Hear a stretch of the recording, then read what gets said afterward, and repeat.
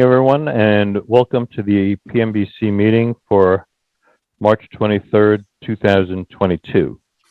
We'll start out with the agenda.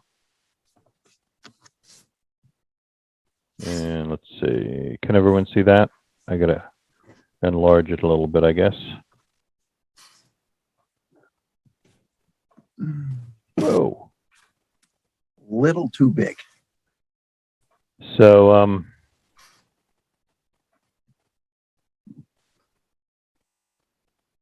May want to reduce it a little bit, sir. I'm trying to, Thank you. okay, there we go. First, we have the warrant, so I'll bring that up. And we only have two items on the agenda this evening, both for Vertex Construction Services for the library, $3,160. That's their February invoice.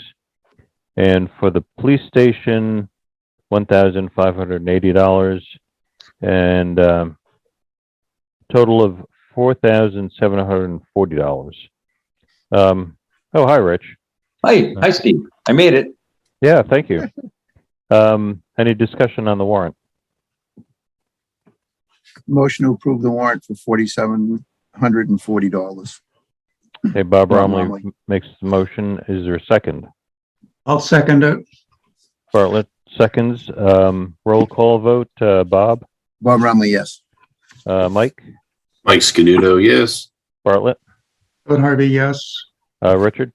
And Richard Crowley is a yes. And Steve is a yes as well. Okay, thank you. So that passes. See if I can go back to the agenda.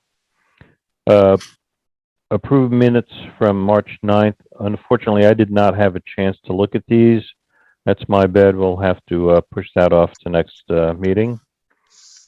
You want to table the minutes then, Steve? Yeah, do we need a motion for that? You just have to write, I'll just put tabled. Okay. Mhm. And then, since Brian Forge is not with us, he sent me a brief update on the library and police station. The library, the package, solar package was delivered to town administrator for acceptance by the select board. Final change order soon. System maintenance documentation has been received and distributed. So we should be closing out the library portion rather quickly, except for the solar project. Any questions on the library? Moving over to the police station, all the work is complete. We're waiting for the designer for the final review of the as-built and the final requisition. So that's it for the police station. I think Brian did send me something on, although it's not on the agenda for some reason. Oh yeah, the high school roof. Brian did send me something. I didn't have a chance to look at it. I know that the proposals came in last Friday. They were supposed to have been distributed for review. Rich, have you seen anything? We got them today. Oh, good. Yeah, by email. Okay. And Then- was there a deadline and a scoring sheet? No scoring sheet, but Brian asked us to, he's out of town right now and Yep. not the best computer service. So he asked us to be patient about the scoring sheet, but to review them, and we'll try to arrange a meeting next, on the 29th at 7 p.m. for the few of us to sit and talk about the proposals and cast our votes. How many did we get, Steve? Only 3. Only 3? Yeah, but one of them is a good one. One of them's a ringer. I don't know who the other 2 are. What are their names by chance? Yes, let's see. I think one of them's Russo Bar, isn't it? Russo Bar, yes, that's Yeah. one of them. Yeah, let's see.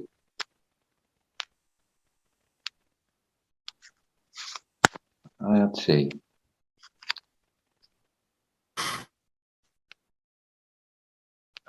Still looking for it.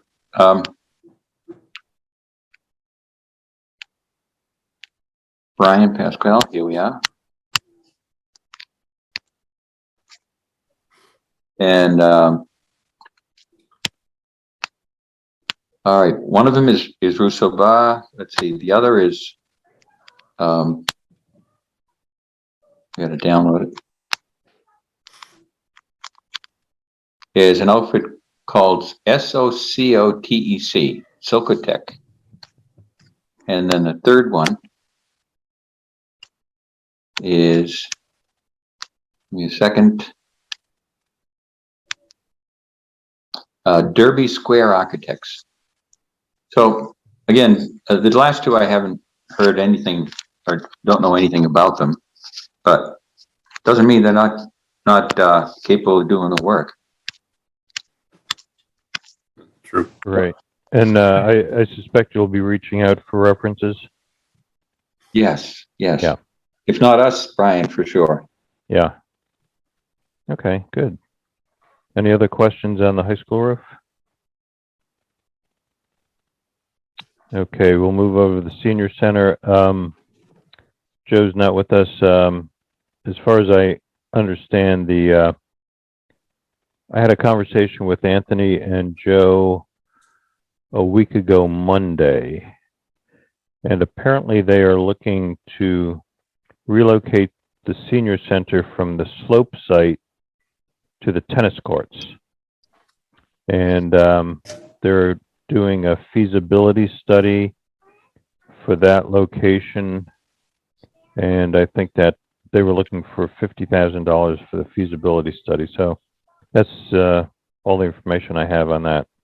That's going wild on the Friends of Littleton or whatever it is on Facebook. People complaining about taking the tennis courts down and taking the house there by eminent domain, and it's all kinds of stuff. Yeah. I think it's ridiculous. They got all the space that the library used to be in. Why can't they move them there?